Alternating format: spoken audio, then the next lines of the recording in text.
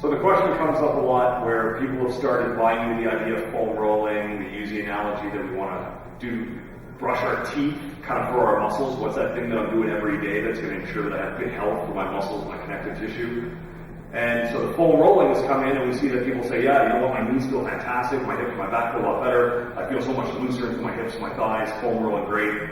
But other than really our upper back and maybe our lats, the outside of the shoulder, we don't really foam roll much for our upper body, or there's not really great ways you can try to do your chest, but it's not fantastic. So the question comes up from patients about, yeah, my knees feel great, but my elbow or my shoulder is still a little sore. What can I do that's going to give me the same results for my lower body, for my upper body?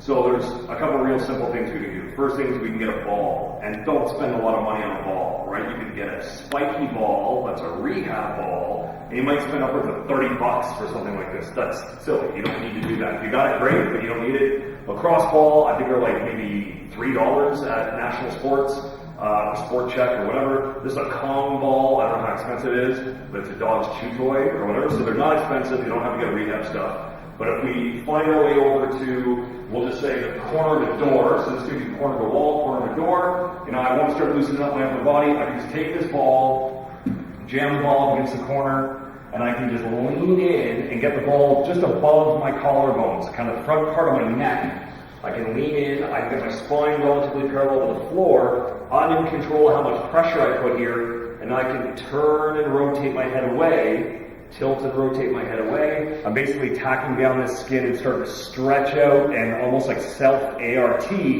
kind of these muscles into the front part of the neck. I can obviously then move back to kind of the bulk of my traps, so the big bulky muscle in the upper back. I can kind of jam in there as well and kind of move myself up and down.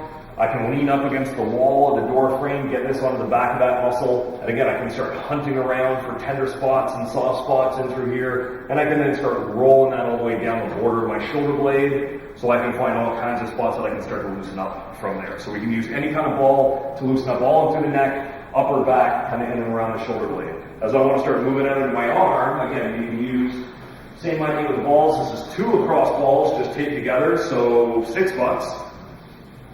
We can come down and we'd be shocked, most people are very shocked at how tight they get to the upper part of their arm. I can lay my tricep down right in the gutter of these 2 balls and just start to kind of slide myself forward and back on here. We're going to find some really, really, really tender spots. Again, self-ART, I can kind of flex and extend my arm kind of over that spot. I can roll back and forth over that spot. As we get up to the shoulder, again, we can find some spots that are really, really, really tight and tender. Most people are absolutely blown away at how tender that is when they first start. So I can clear out the back of the arm. And then if we want, we can grab this a weighted bar. I can get, whatever, a broomstick handle. This is about a 20-pound body bar. These, you can find most of these in gyms. We started actually by some lower body stuff, looking at kind of exploring how we can kind of loosen up our adductors and some of the smaller muscles that are under the VMO and the knee. And we thought, hey, wait a minute. I got my arm right here, maybe I can actually bring this down on the front of my shoulder and just start using pressure. If it's a light bar, I can use the pressure from my leg, or if it's a heavy bar like this, I can just use the bar itself and start to roll out that upper part of my bicep that attaches into the shoulder. We can find all kinds of nasty spots there. I can get right onto the front of my shoulder. I can move the bar around and actually get right onto my pec, so that anterior part of the chest and the shoulder. And again, we can find all kinds of spots that are a little tender. And if I have elbow issues, I can roll down, get right over the edge of the elbow, start to add a little bit of compression, and really start to kind of smash out some of the stuff in the forearm. None of this should be painful. I should be able to feel like my elbow feels pretty good today, so I don't really feel anything here, but we got a couple of patients that will probably cry when they first start doing this.